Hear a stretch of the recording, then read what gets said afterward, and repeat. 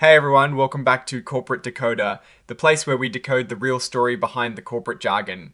And today we have a filing from Golden Sunday Technology Group Limited that is going to shed some light on a significant business pivot and frankly some rather concerning financial trends. Get ready because this company has made a dramatic shift. Just a year ago, their business was mostly about education, but now get this, over 90% of their revenue comes from e-commerce.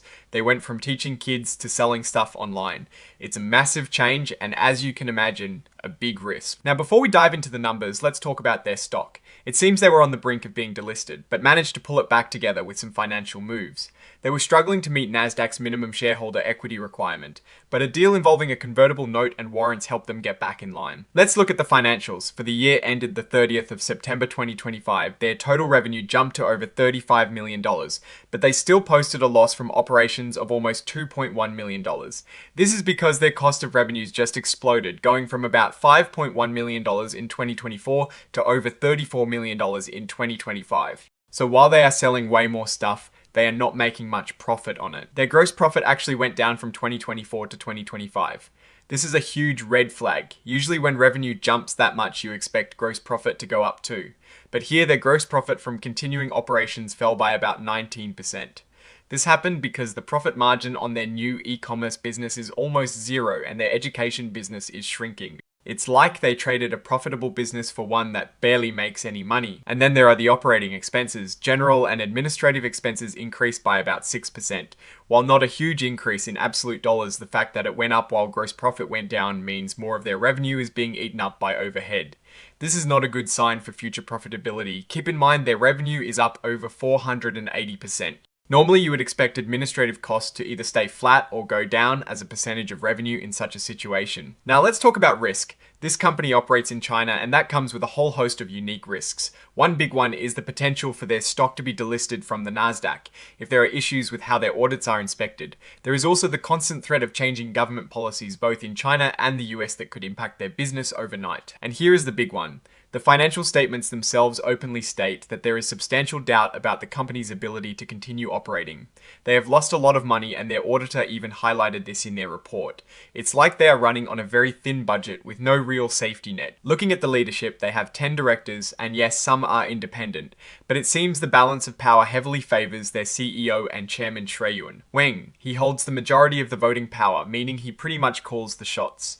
This kind of concentrated power can be a good thing if the leader is brilliant, or a very bad thing if they make mistakes. They do claim to have a code of ethics, which is good, but it is crucial to remember that having a policy on paper is one thing and actually following it is another. With the significant losses and the going concern warnings, it makes you wonder how effectively that code of ethics is being implemented throughout the company's operations daily. Their auditor Accenture pack-billed them over $413,000 in audit fees for 2025. This is a substantial amount for a company that is struggling financially. It is something to keep an eye on to ensure that auditor independence is maintained and that these fees are justified by the work performed. The company has two classes of shares, Class A and Class B, and the Class B shares have a whopping 50 times the voting power of Class A shares. This means their CEO effectively controls the company's destiny. While this dual class structure can sometimes enable long-term vision, it can also leave minority shareholders feeling powerless if their interests diverge from the controlling shareholder. When we look at the financial structure, you see that a big chunk of their net assets and subsidiaries can't easily be sent back to the parent company. This is due to Chinese regulations. It means that even if the subsidiaries do well, the holding company might not get that cash easily, which impacts their overall financial flexibility and their ability to pay dividends or manage their finances effectively. So what is the bottom line here? Golden Sunday Technology Group Limited is in a tough spot.